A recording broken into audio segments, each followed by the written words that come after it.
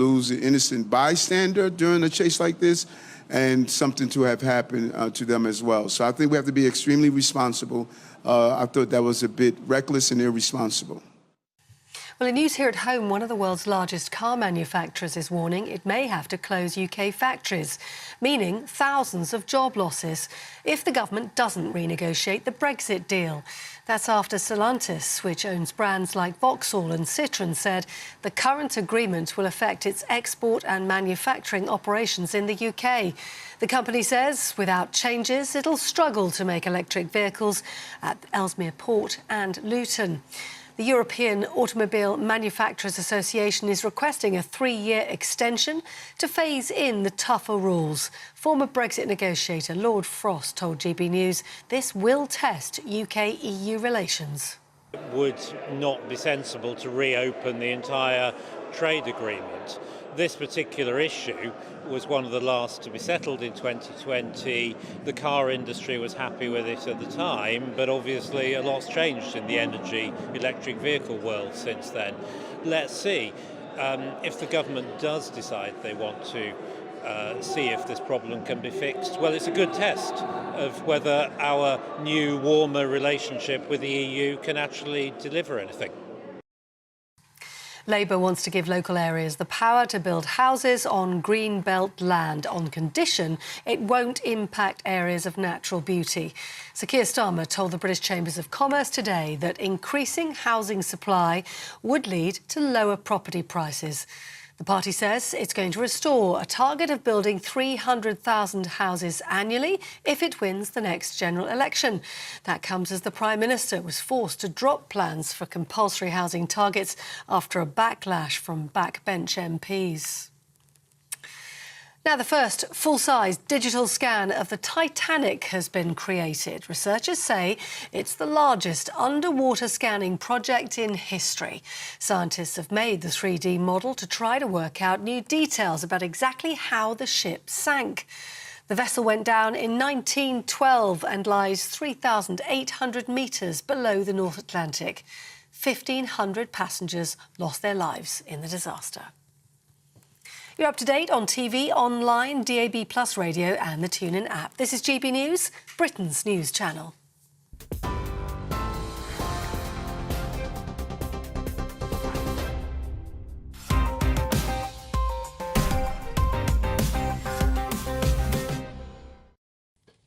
Hello and welcome to Headliners. I'm Josh Howie and I'm very pleased that joining me to get intimate with Thursday's newspapers, we've got two of the best laughs in the business. We've got Leo Kearse, there he is, and Diane Spencer. How are you both doing? You both look so smart. I got caught. I was a bit late getting here. I was in a 2-hour car chase with paparazzis. By the Scottish Daily Express? Round Piccadilly Circus. We were going at 80 miles an hour for a lot of it. It's very hard to take a selfie at 80 miles an hour. Was that you? Oh, you did ever so well. I can't believe you did that in a tuk-tuk.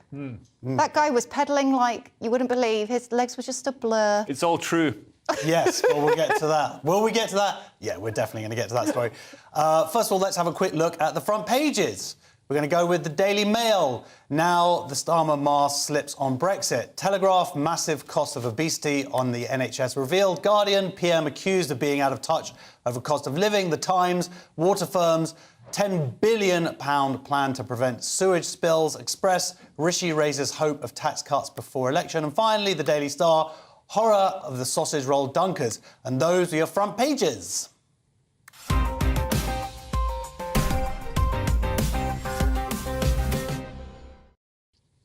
Now, none of those actually mention the biggest story, but let's get to it on The Guardian, Leo. So Harry and Meghan were in a near-catastrophic car chase with paparazzi. Near catastrophic. I mean, this is according to them, of course. I mean, it definitely happened.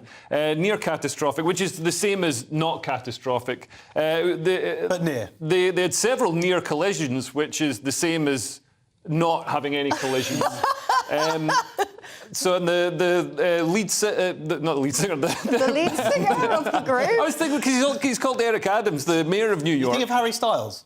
Eric Adams. Okay. No, Yeah, Eric okay, Adams. yeah. He's the lead singer of Man of War, and that was it in my head. Wow. But Eric Adams, this is a different Eric Adams. Okay. He's never been in an 80s heavy metal band. But he was concerned that, you know, police officers, members of the public could have been injured because, you know, Harry and Meghan were saying the paparazzi were going up in the pavements and all sorts of real Starsky and Hutch stuff.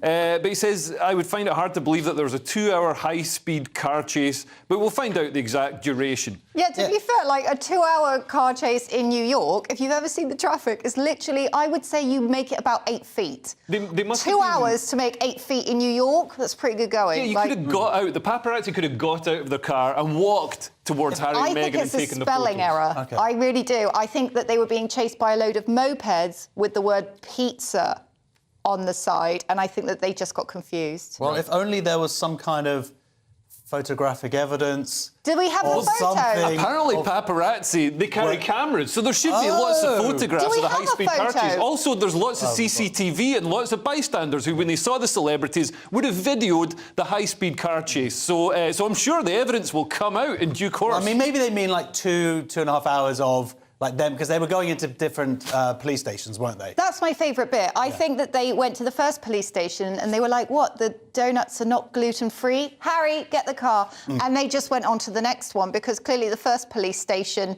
didn't deal with the issue. Obviously What? not. And then that's what it is. But there is a problem of paparazzi chasing and stuff, but it's so hard to believe anything that they say. I mean, there's a question here. If you're being generous, you could say there's a sort of, they go towards hyperbole.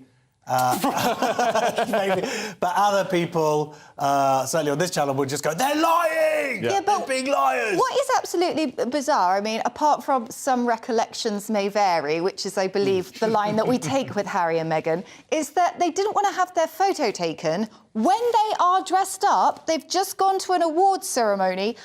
It's not like they're running around in their onesie and their slippers. If you're going to have your photo taken, you look the best you're going to look. Yeah. You might as well pull over and let them take your photo and then get back in the car and have a nice Well, night. I believe Give that them they what they did want. actually present lots of opportunities during the award ceremony. They kept on coming out and getting their photos taken. So it's like they got enough photos. But what is quite amusing is in this article, this is in the Telegraph, but I'm sure it makes exactly the same in all the other papers, was it goes, it's sort of talking about how they're shaken, but thankfully everyone's safe. And then there's just a big photo of them at the thing. It's just like we are, or the papers are part of the problem. They're paying for these exact paparazzi to then go into the articles about how terrible the paparazzi are. But this has obviously been going on for 20 plus years now. What else is on The Guardian?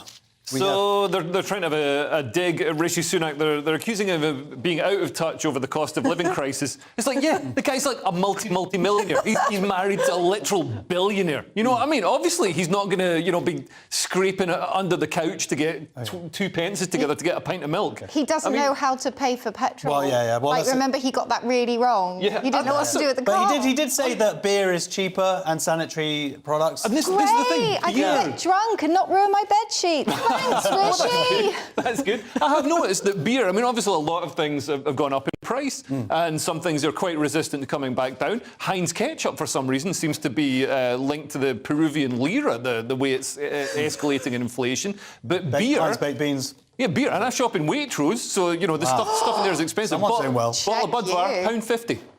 £1.50. That's like 2016 So at least prices. we can drown our sorrows. Right, let's go up to the Telegraph, Diane. Yes, so the Daily Telegraph has gone with obviously a large picture on the front of Harry and Meghan. That was probably taken on somebody with a scooter. And then it says the massive cost of obesity to the NHS is revealed. So they have a first of its kind study, which has been presented at the European Congress on Obesity in Dublin. I bet they had lovely croissants. Has discovered that the average person who has a BMI of between 18 and 25, which you can work out online, there's lots of fun things you can type in. Look, are you fat or thin? You would cost... Are you asking me personally? No, I can tell. Well, you know, what do you identify as? Because, you know, you might identify as fat. I'm pretty sure you can. So you would cost £756. right? But people who have got a BMI of over 40 will cost sort of £1,375. Twice as much. Yes. Twice as much. And it's not just because of obesity itself, but it's because of all the other things that come in with obesity. Knee problems. You know, yeah, you got your knees, you got your strokes, you got your... Piles.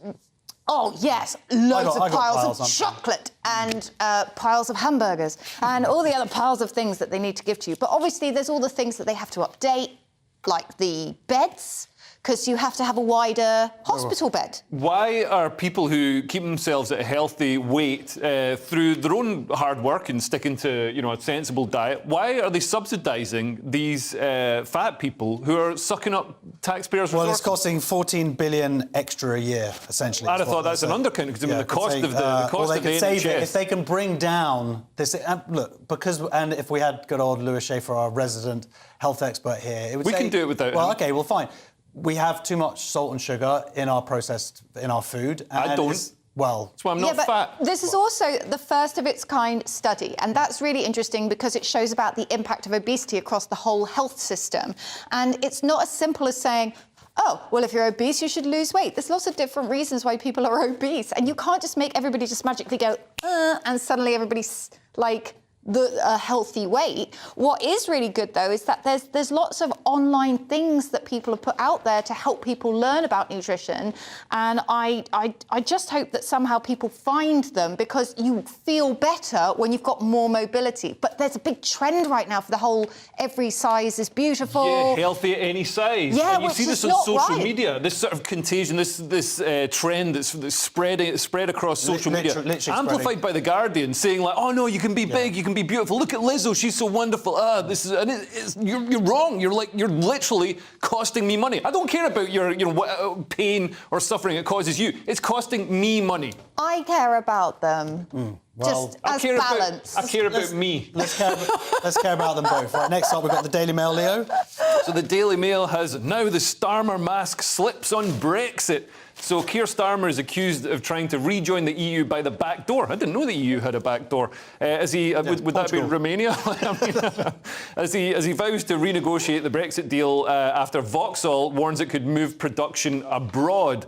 So Starmer has stressed he did not support rejoining the EU fully. He said ties needed to be much closer to ensure we can have the smooth economic flow of goods across the border, and he wants to roll back some of the Brexit stuff. But I'd say, I mean, the Tories have already rolled back a lot of Brexit stuff, and if we're serious about Brexit, I mean, a big thing of Brexit was controlling our borders and having sovereignty over Britain, and we've got the highest immigration levels of all time. But this isn't about immigration. This is about sorting out our supply chains, sorting out our business relationships. But Josh, Brexit was about that. Right. Brexit was about many different things. Well, it's about many different things. But what he's talking about here is he's not talking about immigration part of the deal. He's talking about fixing our economic relationship with Europe. Yeah, that's what I was saying. What are you saying? So Brexit has been rolled back by the Tories. Mm-hmm. So, they're attacking Keir Starmer. At least this part of rolling back Brexit allows people to have jobs. OK, we are 100% in unison on that. Finally, let's have a look at the Daily Star. Daily Star? The Daily Star has got Daily two Stir. fantastic... The reason I said Daily Stir was because it's not my cup of tea. Freudian slip there.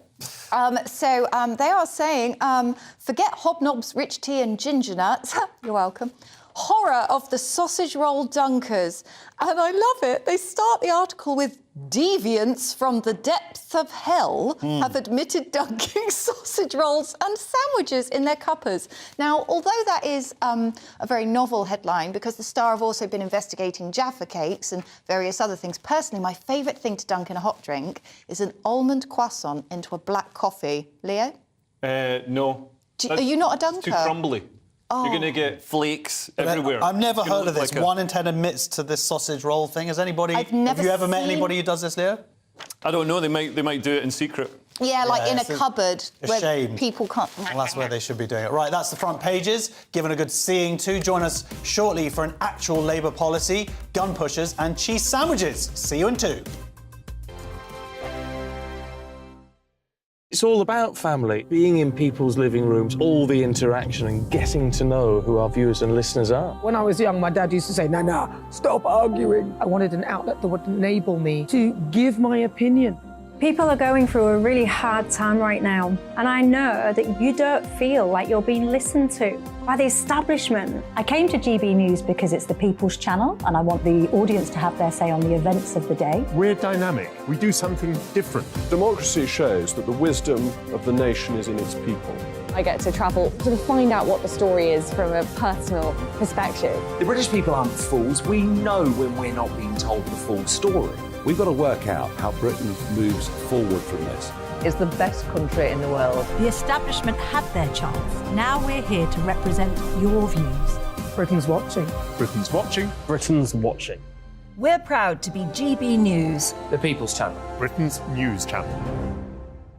So Jubes and Co, we tackle the issues of the day with real, robust debate, both sides of the fence, battling it out with me in the middle with my forthright opinions and views. And often really interesting things happen because you start with a position and then by the end of the debate you find actually, well, I might not have thought about that one. What we need in this country is 2 new political parties. You should maybe think about doing a 2024 calendar. I'm Michelle Dewberry and I'm keeping you company right through until 7 o'clock this evening. GB News, the People's Channel, Britain's watching.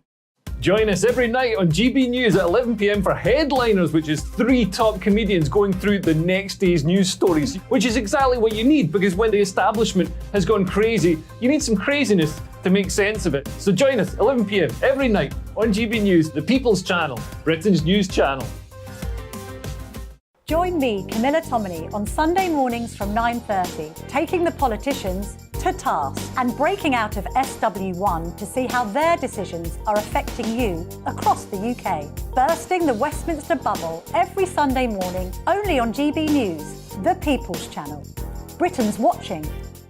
I'm Andrew Doyle. Join me at 7 o'clock every Sunday night for Free Speech Nation, the show where I tackle the week's biggest stories in politics and current affairs with the help of my 2 comedian panellists and a variety of special guests. Free Speech Nation, Sunday nights from 7 on GB News, the People's Channel, Britain's news channel. I'm Mark White. As GB News Home and Security Editor, I cover those key issues that are so important to you. Our authorities, our communities doing all they can to combat violent crime. With the public services under unbearable strain, why are we still failing to control our borders? Defence, the first priority of any government, has been continually hollowed out. Can we trust our politicians to protect the armed forces? Join me, Mark White, on GB News.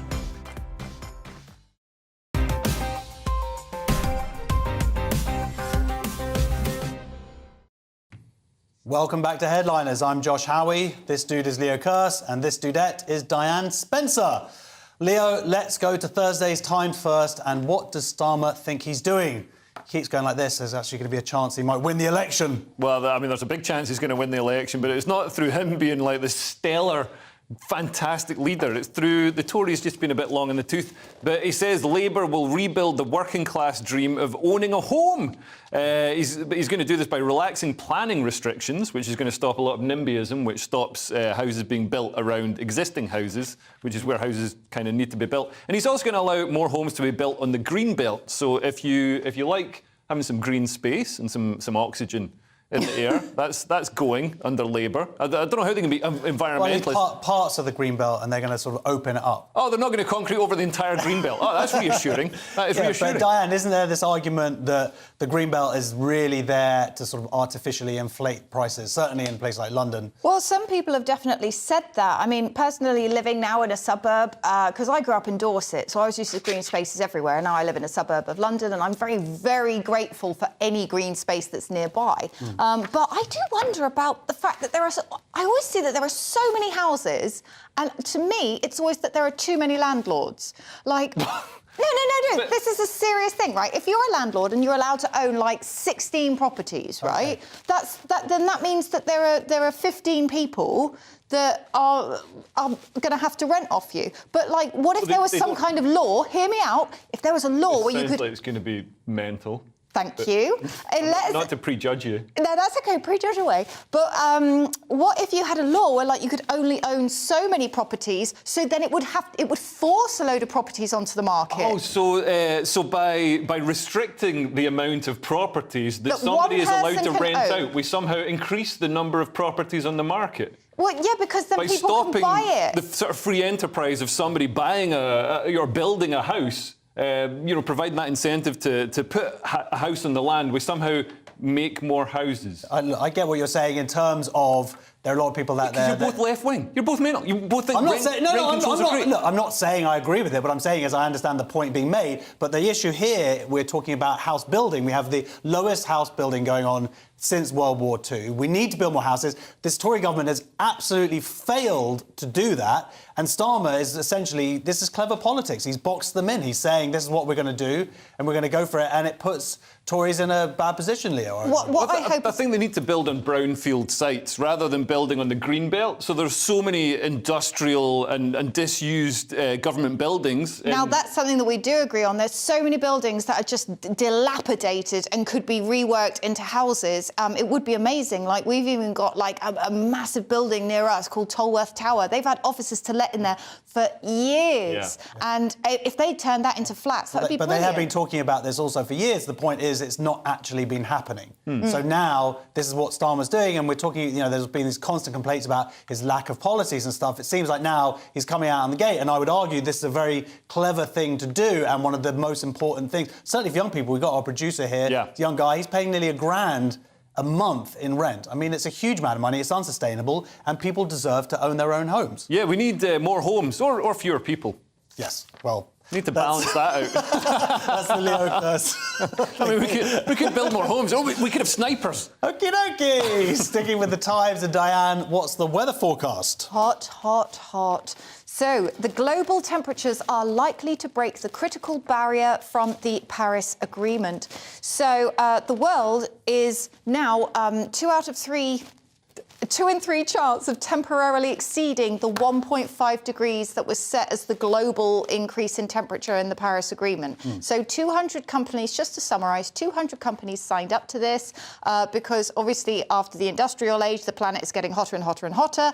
And we've all agreed to try and collectively work as one big human group and just lower that temperature down. But unfortunately, scientists have now said, well, it looks like within the next 5 years, we are going to break that 1.5 degree centigrade barrier, which is majorly bad news for people who, for example, like the Maldives, because they are so, like, on the line of the water level. Yeah, but what percentage of the world's population lives in the Maldives? Oh, yeah, who cares if the glacier melts? OK, so, Leo, how is this going to affect us? Because the argument is, like you can say, not just in terms of increasing water levels and whatnot. We're going to have drought across the world. We're going to have increased migration. I know you feel very strongly about that. But you have to think about the people in the Maldives. It's something that arguably impacts the entire world. Of course it does. Well, I mean, the heating isn't evenly spread across the globe. So we haven't seen temperatures rise. The effects will then have domino effects. But listen, so it's mainly the temperate regions that heat up. We don't see so much heating at the equator or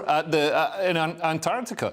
So Antarctica, we haven't seen, because that would be catastrophic if Antarctic ice melted. North Sea ice North Pole ice, it doesn't matter so much because it's floating. So when it melts, it doesn't change the level of the water. Yeah, but it's still an issue. It's just because it's not going to affect the malt. Like, it's an issue, but it's I don't because you want to make your own wine. No, I know this. Well, yeah, and also, like, Scotland's going to be great. Swathes of tundra are going to be opened up for human occupation. Yes, there'll be migration from the Maldives to Siberia. I mean, I don't see why this is just a completely catastrophic thing. Nobody ever talks about the benefits of this. Greenland is going to be a habitable country. Greenland is.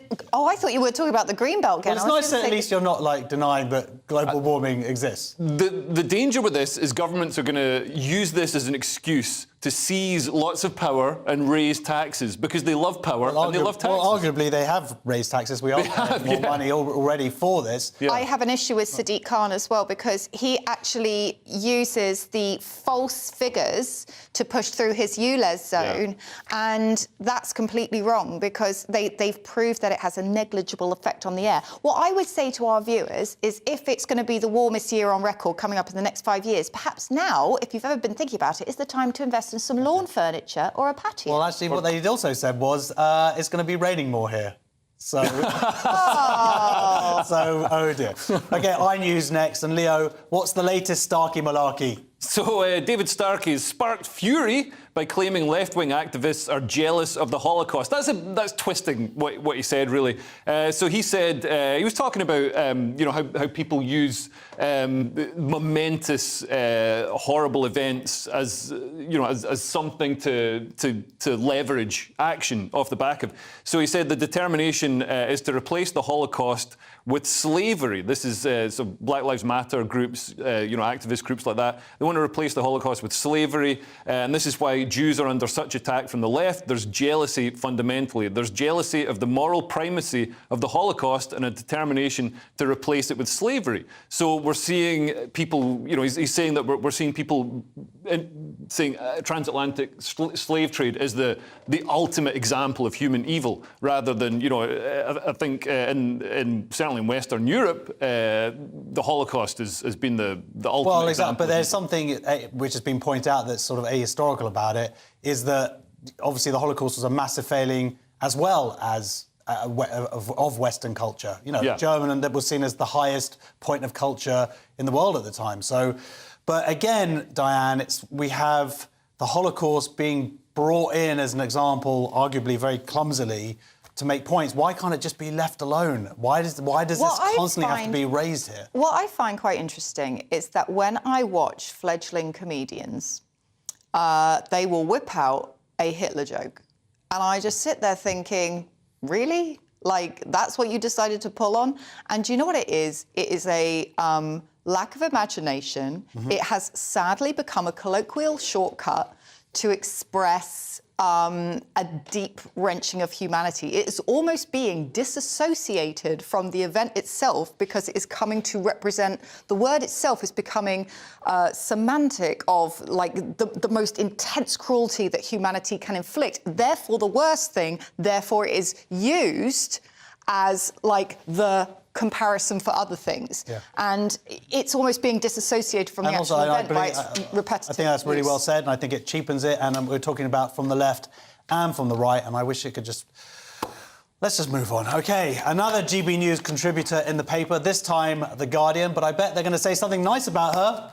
Oh, yeah, no, The Guardian love it. So they've said, Anne Widdecombe, don't have cheese sandwiches if you can't afford them. So there we go. So the thing is that they did the BBC have shown that the cost of a homemade cheese sandwich has risen by a third to 40p. This is if you're making your cheese sandwich at home. They do not specify what kind of cheese, which annoys me because I like my cheese. I mean, are we talking brie, camembert, Wensleydale? What is the bread? Is it a panini? What are we talking here, OK? Because don't come at me with your white bread and your Dairy Lee. I will be very upset. Other cheeses are available. So the point is that then they were talking to Anne, and I believe they've taken her a little bit out of context. Just a little. Just a little. This is a little bit naughty by The Guardian, in my opinion, because she said, well, look, the farmers need to be paid a proper wage. If you can't afford the cheese sandwiches, don't have the cheese sandwiches, which is logical. Yeah. But obviously The Guardian have gone, this woman thinks that we should all die in sackcloth. And it's like, yes, well done. They're trying to make it into sort of let them eat cake type moment, and that's not what she was saying. Yeah. She's there going, I was the MP for Maidstone, the farmers are annoyed, they're not getting the right price. Yes, there's an issue, we need to pull down, the inflation's horrible, inflation is happening, we have to deal with it. Well, that's what she was really talking about, was inflation and how our generation have been used to having low inflation, and that's what we've been taking. And really cheap food. I mean, for the last couple of generations in the West, we've had incredibly cheap food by historical standards. The good news is it's going to help with the obesity problem. Yeah. Right, staying with The Guardian, it seems like they've discovered YouTube algorithms, Leo. Yeah, so YouTube has been found to push content about guns to children watching games videos. So the video site has recommended videos related to weapons, shooting and murderers to accounts for boys aged 9 and 14, who are exactly the sort of people who want to watch stuff about shootings and murders and guns and stuff like that. I mean, of course they're interested. And also they're saying, oh, it's terrible. They go looking for games videos and then they're being shown, stuff about guns. It's like, have you seen video games? No, like the Grand Theft Auto. Okay. Like basically, they're going from a video game where you can beat a prostitute to death to looking at somebody, you know, showing how to handle a gun appropriately, which seems a much more wholesome thing. Isn't the point, Diane, that these children are signing up with the age restrictions in place, and yet they're being shown these videos that are actually not meant to be shown? No.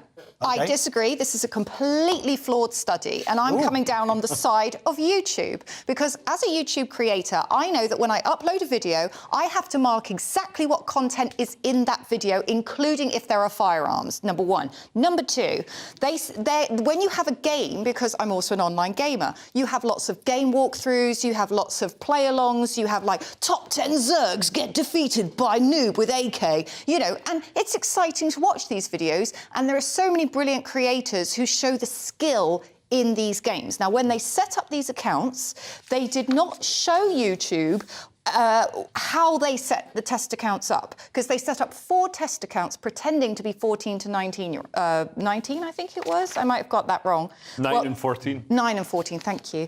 But they didn't say how the test accounts were set up, because you can put restrictions in place. And I think this is completely unfair. I think that they are looking for a big tech giant to beat over the head, and I disagree. I think that YouTube are always trying to provide a safe experience, and they should have given YouTube more insight into how these test accounts were set up, because I don't think they put the proper tools in place. Well, I think the biggest thing that we can take from the story is to watch your YouTube clips. We're at the halfway point now, and the gloves are going to come off with safety layers, bromances, and why you should never write a sign-off with an X. Ooh. See you in 2. I joined GB News because I was sick and tired of not hearing my views being represented, not just mine, but so many people that I knew and spoke to. I just couldn't get my voice out there. I couldn't say anything. I couldn't do anything. Whatever the narrative was, I kind of had to follow it. GB News is there to provide a voice for those who have been ignored by the establishment media. We think different things, we've got a different style. GB News is here to be optimistic and positive about the future. It's real kind of dynamic and flowing, with the audience very much at the heart of it, like a big family. Here at GB News, we talk about the things that matter to you. Hearing the voices from right across our towns and cities, especially our towns. All sides of the argument represented with a heavy dose of opinion. We're on a mission here to make a difference. And the GB News family really is here for you, and whatever time of day you can watch or listen. Britain's watching. Britain's watching. We're proud to be GB News, The People's Channel. Britain's news channel. Westminster is going around in ever-decreasing circles, followed by the media. Britain is broken. How on earth did we get into this mess? But more importantly, how do we get out of it? Join me at 7 p.m, Mondays to Thursdays on Farage, here on GB News. We will have open, rational debate. We've got to work out how Britain moves forward from this. Join us here on GB News, the People's Channel. Britain is watching. You've probably seen politicians interviewed 1,000 times, but we do it differently. We find out who they really are, we don't shout, we chat, and hopefully we bring a bit of light, not just heat. Did you know Kate Moss? Apparently. Do you have a pair of jeans or a pair of jeans? No, of course I don't. What would I do with them? My friends are like, oh my God, what's she doing now? Join me every Sunday at 6 for Gloria Meets, only on GB News, the People's Channel, Britain's news channel. I'm Simon Evans. Join me on GB News for Headliners at 11 p.m. What's the scoop? I'll be joined by 2 of the country's top comedians. That's right. As we take a look at tomorrow's newspapers tonight. We're going to get into trouble. If it's a big story, we'll be covering it. Spill some tea on him.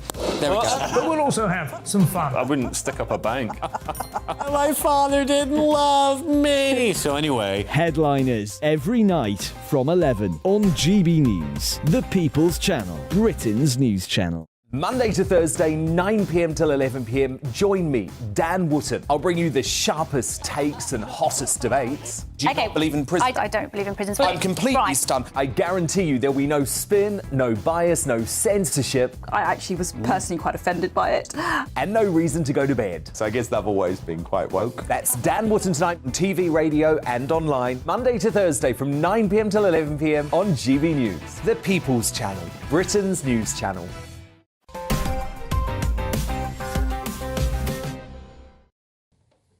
Welcome back to Headliners. Diane, Thursday's Daily Mail identifies a new tactic to stop men being creepy to women. Little burqas. Well, I mean, I wouldn't call them that, but yes, the title is Women Are Wearing a Safety Layer Over Their Outfits in Public to Deter Creepy Men, with many labelling it sad but necessary. So a TikToker from New York has shared how she keeps herself safe in the city and that she will wear something over the top. She called, they have great names for this, like fashion safety layer or the man blocker. They call it the summer jacket or the Uber shirt, which is fun. And the idea is that you wear something light that sort of covers you, and then you, when you're on public transport, so you're not sort of showing too much. And then when you get to where you're going, you reveal. And I think it's a very good idea. As somebody who has been sadly at the receiving end of something like this on public transport, I think it's a great idea. And it's just the situation we're in right now. And it would be great if we could change the situation by stopping people from thinking it's cool to sort of upskirt photos or treat women as objects, you know, all that fun stuff that Andrew Tate likes to put out. If we could just stop that, that would be great. Do you think, I mean, these videos seem to be mostly taking place in New York and in America. Do you think it's as bad a problem in the UK, or? No, I don't know. I mean, obviously, I sort of had my experience in the UK. I was in Leicester Square, but I would say that I really don't know. I know many women who have suffered from sort of people preying on them. So it makes perfect sense to me. And also, sometimes public transport can be a little bit grimy, let's face the truth. So it's quite nice, actually, to have an overcoat. And then when you get where you're going, you throw off your dingy overcoat, and this is my fabulous outfit. Let's just live in the time we have. Yeah, that's great. Well, Leo, you want to say anything about this?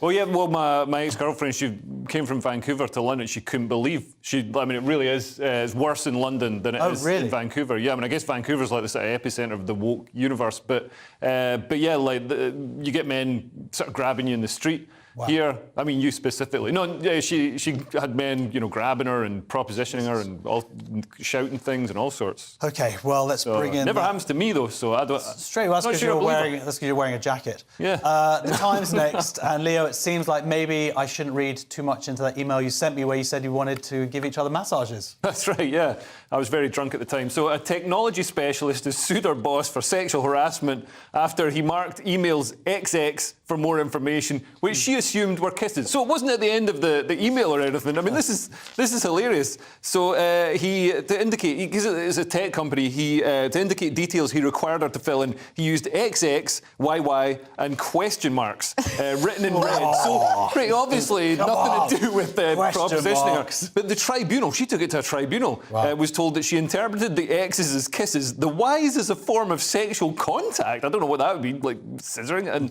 the question marks as querying when she would be ready to engage in sexual acts. Also, he had he renamed a work file with his initials AJG, which she thought was an acronym, and I'm not joking, a jumbo genital. You're telling me it's not that? That's what I've been using for years now. This is an absolutely, it's a great story. If you've got the Times, I'd recommend reading it, because it's like, she claims also that at the same time he was yelling at her and belittling her in front of clients, and you're like, well, okay, you're going to have witnesses there. But then she claims he's staring at her and touching her foot and writing her all these messages. It's like, madam, you sound a little crackers. Well, I was going to say, maybe we should be very careful about what we say about her, because she sounds very litigious, and I wouldn't want her to be misreading any words that we're saying. I don't think she's going to get a job anywhere soon. Well, she's been fined. She has to pay £5,000 costs, I believe. But there is a serious thing here. I mean, I'm sure that this has been very disturbing to the man who was accused of these Yeah. things. I mean, Yeah. there's an argument for should her punishment be greater than just a fine? Oh, you get an Old Testament now. Well, I don't know. I mean, look, when these things do happen, and they should be punished as well, but also when I'm talking about actual sexual False offences. flag, but- you think should a false flag? Well, I'm just saying in this case, I don't know, this £5,000 fine, it seems, who But knows then what that effect would it's put had on women them. off, coming forward with legitimate claims, because, I mean, a lot of this is sort of, he said, she said, but, I mean, this obviously isn't. This is he emailed and she thought, because she's crazy. She needs to just put down the Mills and Boon and step away. OK, then, fine. On to the Express now, or more specifically, the Scottish Daily Express. And Diane, it seems like you're sitting next to someone pretty famous. I'm sitting next to a celebrity. So, the Scottish Express. SNP-run Glasgow City Council blunders as job advert for non-whites appears online, quote, accidentally. And what is fabulous about this is that it says comic Leo Kearse, who called the Scottish government racist, had spotted the advert, and the advert was for a position with Glasgow City Council, and it basically said that white people did not need to apply because Well, they the didn't good want news is a we white have a person. photo of Leo Kearse right now. What? There he is. Yeah, that's me. No, this government, so it's 2 teaching jobs, both over 50 grand, so I don't know what the teachers are complaining about. They're always saying they're so poor. But these jobs, they said they're only advertised to people who identify as ethnic minority. And number one, like, that's racist. Like, you should, under the Equality Act, I don't think you're allowed to discriminate against particular skin colours, or you certainly shouldn't Well, be this allowed is the argument they're saying is you can positively... Well, they're saying there's carve-outs for, if there's special circumstances, like if you're hiring somebody for, I guess a mosque or something. I don't know. But, I mean, it doesn't sound right to me. I don't think there should be any situations where racial discrimination is OK. And also, you can't identify as an ethnic minority. It's something, your ethnicity is just something But they're so used to now saying identify for anything now, where feelings trump anything. But that I found that also highly racist. So I've become very woke in my old age. Well, anything else? What do you want to? What's tomorrow's newspaper going to be? Well, Let's say something now that will get in. Well, they took it down. They took it down straight away. But luckily, the internet is forever. It was on the Wayback Archive, and somebody else found the PDF of the job thing. Well, I will say that they said that it's positive action, like you were trying to say, within the Equalities Act, because the idea is that they want to get somebody with a protected characteristic to help other people that they may encounter with the same protected characteristic. That's their angle. But, like, why? I mean, have they not seen Dangerous Minds? Like, white people can teach people who are racially different to them. That is what I took away from that film. Okie dokie. I've not seen it. Michelle Pfeiffer, you never seen Coolio? Gangsters? OK, fine. All right, finishing this section with the Mail, Diane. Teenage boys should be taught emotional connections and to wash. OK. Doesn't say that in the article, but they should be taught. So teenage boys should be taught about bromances like the one between Sherlock Holmes and Dr. Watson to promote close male friendships, expert claims. So Matt Pinkett has written a book, and the book is called Boys Do Cry, and it's going to be released next month. And it's all about how the men that the boys encounter when they're in secondary school, because Matt Pinkett is a teacher himself, he says that the role models are very bad. He says that Ebenezer Scrooge, for example, he describes him as a bit of a numpty. He's great. Yeah. He's a fantastic role model. Admit, he's clever with his money. So much is explained now. Yeah, Macbeth kills a lot of people. Way to go, plot spoiler. I don't think these people are actually put forward as role models for... No. I mean, Ebenezer Scrooge, did he understand what that film was about? It wasn't about, look at this great guy, isn't he wonderful? I don't know, I think this is nonsense. And also, people misunderstand how men are friends with each other. We're not friends by being nice to each other like women are. Yeah. We're friends by being horrible to each other. No, he brings this up here.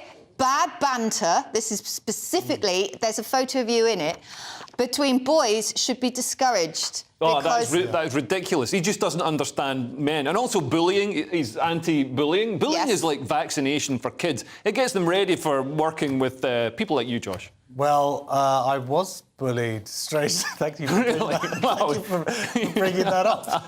Yeah, I was 11 years old and I was picked on a lot for being bald. I'm really enjoying this story. That's a funny line. That's a funny line. Anyway, well, this I don't know. This sounds kind of interesting. I mean, yeah, more. But read Brokeback Mountain. Yeah. Together with your kids and he highlights. Well, no, he highlights people like Frodo and Sam and Lord of the Rings, Which is essentially Brokeback Mountain without a ring. I'm not sure why you're going for a slightly homophobic joke there, Josh. Oh, do you think it's homophobic? Why? Yeah, I do. Why? They have a bromance. There's a bit more than that. No, that is exactly the point of this book. The problem is you have literally actually highlighted why this man has written this. Oh, yeah? Because he says James, that when we're going to a break men... now and... No, sorry, Dan, what do you want to say? That's all right, I'm used to it. No, come on, man. No, because when, it is the toxic masculinity, because when men are open and emotional with each other, you're gay, you love each other, and they can't be friends. They can't tell their friend when they're going on with each other. And you just did the exact thing by bringing up Brokeback Mountain, which is what this guy is writing against. Men openly emotional. That's... Why not? Oh, because that's it's just not right. Well, it's then against nature's maybe way. you're wrong. No! Yes! I've got very good friends. I think we have a little bit of experience of being good old toxic males. I'm a successful man. I'm a successful man through being toxic. Show me your merits. What are your merits? I quite like Brokeback Mountain. Anyway, finally, a little interval now, but join us for 4-hour showers, a boy called Putin, and a drunk driving dog. See you there.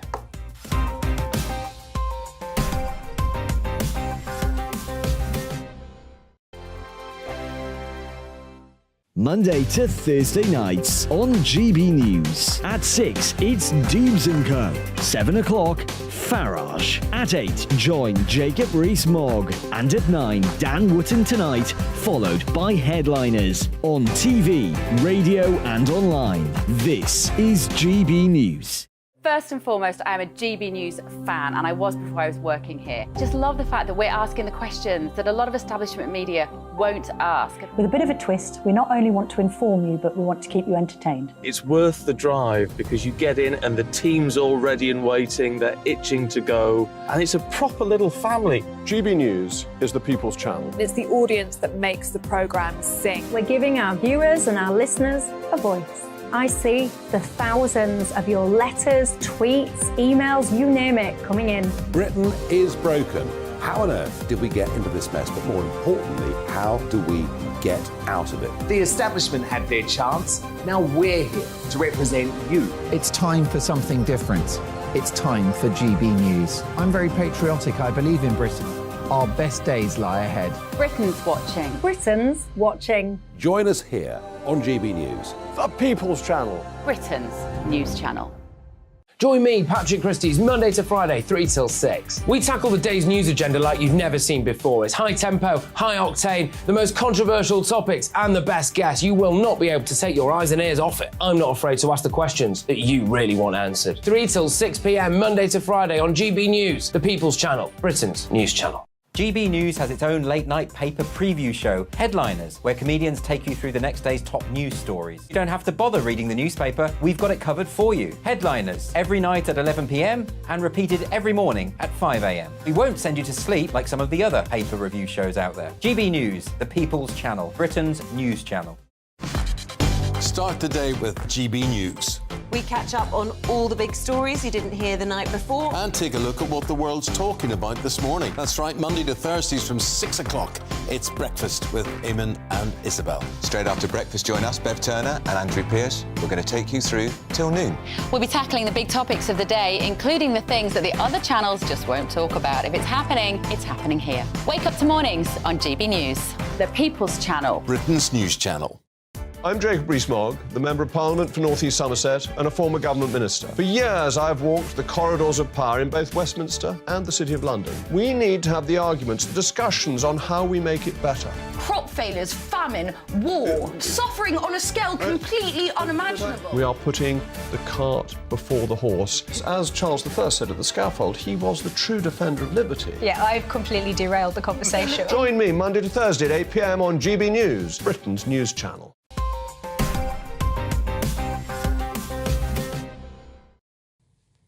Welcome back to Headliners. And Leo, Thursday's Mail finally debunked something that obviously doesn't affect me. So there's been a sort of idea of a sexual double standard where men who have lots of sex are seen as players, Casanovas, and women who have lots of sex are seen as, fallen women, harlots, whatever. And apparently it's debunked. Promiscuous men are judged more harshly than women. They're seen as shallow, self-centred, they use women, all that kind of stuff. And yeah, I mean, I think I'd agree with that. They also found that women who regularly masturbate are judged less negatively than men. Because, female masturbation is seen as quite a sort of... Didn't read that bit. Where did I miss that second bit? page. Okay. Second page. Because it's seen as like a fun, alluring, kinky thing for women. But if a man brings you his sock and says, "Oh, guess what I'm going to do?" It's not as... Now, is this... It seems like, Diane, they're talking about the West here. I mean, this is a survey based in Norway. I don't think you're necessarily going to be getting this reaction in other parts of the world with honour killings and whatnot. This article is composed of 3 different studies from 3 different universities. And the first one is Norway. And when they say that you're judged more, it's because they're saying, OK, so if you've slept with a lot of people, would you be a good long-term partner? And that's where the women, it's like, no, a woman can sleep with a lot of people and be a great long-term partner. But if the man slept with a lot of people, they're going, oh, no, I would not recommend that guy to my friends because clearly he ghosts. That's the whole thing. But I'm wondering if they're just saying what they think is the right thing to say rather than what they actually truly believe. What guys are saying that as well in their responses. So women are being like, yeah, he's a player, and guys being like, no, I'm totally fine with that. But actually they're not. Yeah, probably. OK, our first star now, and I could do with a cold shower after this story, Diane. OK, so there's a new TikTok trend which sees youngsters, by youngsters, I'm not sure how old they mean, take 4-hour showers which are, quote, better than sex. Hopefully they're not that young. But that's what I mean. Like, how old are these people? They could multitask. I know that they're on TikTok. They're 22, 32, so they're not that young. Yeah, that's not young. 32. Yeah. You'd be dead if it was the Aramaic era. But it's just a bit odd because these people are just taking these extended sort of where they do everything in the shower. Oh, I spend 4 hours listening to Taylor Swift. It's better than sex. Get out a shower, do something with your life. I want the Extinction Rebellion people to go into their bathroom and sit in there because they're wasting our water. Take your laptop in. Yeah, and your toaster. Yeah. OK, another fine slice of journalism in the Star. And is Catholicism getting a bit desperate, Leo? So this is... the Vatican is investigating a miracle as church claim God duplicated himself in the form of wafers. So a miracle has been reported at a Catholic church after a key part of the ceremony, a wafer, thought to be in short supply, was suddenly found in abundance, sparking an investigation from the Archdiocese. I mean, it could be God replicating himself, duplicating himself in these wafers. That's what it is, surely. Or maybe they just found another box of wafers. I don't know. If God can make food appear, why doesn't he do it in Sudan? Or somewhere where they really need it instead of... It's definitely a miracle. It's got... I mean, it can't be that he's got bad eyesight. No, if these wafers were from God, I'm sorry, I'm with Leo on this one, Josh, then those wafers would have rained from the sky. He's got form in this. Old Testament, everything comes from the sky. Everything rains down. That's in mysterious ways. Why wouldn't he just put it in a box to the side? Where God doesn't have boxes. Well, I have a close personal relationship with he, they, them, her, whatever, and I'm sure that that's exactly how it works. But also the other thing about wafers is that they sort of come in different layers, don't they? So it's like you feel like you've only got, there's only one there's 2 wafers, there's 3 wafers. It's like here. Christmas. They're stuck together. With that dairy milk tray. Exactly. So I don't. But the fact that they've actually got to send there's a proper department for this. To investigate the miracle. To investigate the oldest part of the church, I believe. And they're going to send them there, the Roman Curia, the oldest department in the Roman Curia, the dicastery, So that's it. So someone's going to get a nice little holiday to America to have a look at some wafers. Good, fine. All right, let's go to our last story, the Mail. And Diane, it seems like there's a danger... oh, no, we're not going to do the Putin one. We're actually going to go to I want to do the driver one. Switch his place with his dog. Let's go with that, Leo. So a drunk driver switched places with his dog that was in the passenger seat and told police he wasn't driving. So he's from Springfield. He's maybe a relation of Homer Simpson. And he allegedly was driving at 52 miles an hour in a 30-mile-an-hour zone where he got pulled over. He made the dog switch places with him and then genuinely tried to talk his way out of it and then tried to flee on foot and got 20 yards. So I'm guessing he's one of those drain on the NHS types. So we are 100% sure, Diane, that this was a drunk driver and not an actual driving dog? Do we have confirmation of this? No, just in case. No, that's fine. I think For that's a Ofcom really purposes, good, I think we have to important cover all question. sides. The dog does not face any charges, but the dog was let go with a warning. Very good. Who's going to take it? Now, would you ever been tempted, if you ever got a speeding ticket, or to sort of dob your partner in instead? You know, when they say, who was actually driving? You ever gone like, you know what? Come on, you take this. Well, it'd be nice. It'd be nice if any partner would do that. Would you do that for me, Josh? Yes, if that massage is still. That's a legal contract. So we watch Brokeback Mountain together. Right, the show is nearly over, so let's take another quick look at Thursday's front pages. We've got the Daily Mail. Now the Starmer mask slips on Brexit. Telegraph, massive cost of obesity on the NHS revealed. Guardian, PM accused of being out of touch over cost of living. The Times, water firms, £10 billion plan to prevent sewage spills. Express, Rishi raises hope of tax cuts before election. And finally, the Daily Star, horror of the sausage roll dunkers. And those were your front pages. That is all we have time for, unfortunately. Thank you very much to my guests, Leo Kearse and Diane Spencer. Headliners will be back tomorrow with Andrew Doyle, joined by Steve Allen and Catherine Henson. If you're watching at 5 a.m, stay tuned for the breakfast. Good night, good morning, and thank you very much. Take care.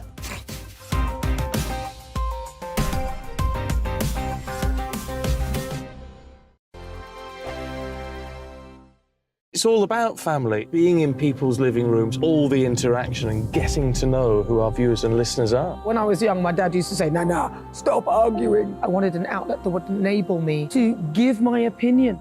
People are going through a really hard time right now, and I know that you don't feel like you're being listened to by the establishment. I came to GB News because it's the People's Channel, and I want the audience to have their say on the events of the day. We're dynamic. We do something different. Democracy shows that the wisdom of the nation is in its people. I get to travel to find out what the story is from a personal perspective. The British people aren't fools. We know when we're not being told the full story. We've got to work out how Britain moves forward from this. It's the best country in the world. The establishment had their chance. Now we're here to represent your views. Britain's watching. Britain's watching. Britain's watching. We're proud to be GB News, The People's Channel. Britain's news channel. So Dubes and Co, we tackle the issues of the day with real robust debate, both sides of the fence, battling it out with me in the middle with my forthright opinions and views. And often really interesting things happen because you start with a position and then by the end of the debate you find actually, well, I might not have thought about that one. What we need in this country is 2 new political parties. You should maybe think about doing a 2024 calendar. I'm Michelle Dewberry and I'm keeping you company right through until 7 o'clock this evening. GB News, the People's Channel, Britain's watching. Join us every night on GB News at 11 p.m. for Headliners, which is 3 top comedians going through the next day's news stories, which is exactly what you need, because when the establishment has gone crazy, you need some craziness to make sense of it. So join us 11 p.m. every night on GB News, the People's Channel, Britain's news channel. Join me, Camilla Tominey, on Sunday mornings from 9:30, taking the politicians to task and breaking out of SW1 to see how their decisions are affecting you across the UK. Bursting the Westminster bubble every Sunday morning, only on GB News, the People's Channel. Britain's watching. I'm Andrew Doyle. Join me at 7 o'clock every Sunday night for Free Speech Nation, the show where I tackle the week's biggest stories in politics and current affairs with the help of my 2 comedian panellists and a variety of special guests. Free Speech Nation, Sunday nights from 7 on GB News, the People's Channel, Britain's news channel. I'm Mark White. As GB News Home and Security Editor, I cover those key issues that are so important to you. Our authorities, our communities doing all they can to combat violent crime. With the public services under unbearable strain, why are we still failing to control our borders? Defence, the first priority of any government, has been continually hollowed out. Can we trust our politicians to protect the armed forces? Join me, Mark White, on GB News. I'm Mark White. As GB News Home and Security Editor, I cover those key issues that are so important to you. Our authorities, our communities doing all they can to combat violent crime. With the public services under unbearable strain, why are we still failing to control our borders? Defence, the first priority of any government, has been continually hollowed out. Can we trust our politicians to protect the armed forces? Join me, Mark White, on GB News. Monday to Thursday, 9 p.m. till 11 p.m. Join me, Dan Wootton. I'll bring you the sharpest takes and hottest debates. Do you not believe in prisons? I don't believe in prisons. I'm completely stunned. I guarantee you there'll be no spin, no bias, no censorship. I actually was personally quite offended by it. And no reason to go to bed. So I guess they've always been quite woke. That's Dan Wootton tonight on TV, radio and online. Monday to Thursday from 9 p.m. till 11 p.m. on GB News. The People's Channel, Britain's news channel.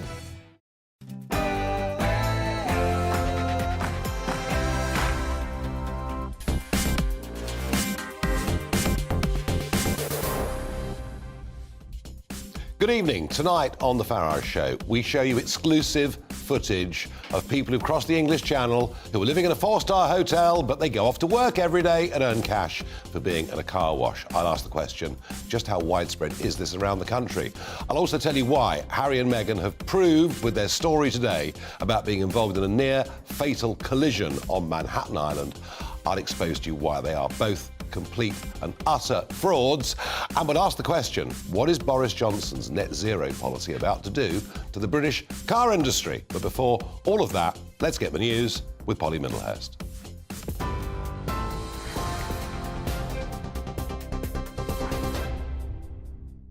Nigel, thank you. Good evening. The top story tonight from the GB newsroom. Prince Harry claims he, his wife Meghan and her mother were involved in a near-catastrophic car chase involving the paparazzi in Manhattan. A spokesperson for the couple said the incident happened after they attended an awards ceremony in New York last night. The statement said the relentless pursuit, lasting over 2 hours, resulted in multiple near collisions involving other drivers on the road and pedestrians, as well as 2 New York Police Department officers. The NYPD, for its part, has said they assisted the Duke and Duchess and that the couple arrived at their destination with no reported collisions, injuries or arrests. New York City Mayor Eric Adams said public safety comes first and foremost. Press, paparazzis, they want to get the right shot, they want to get the right story. But public safety must always be at the forefront.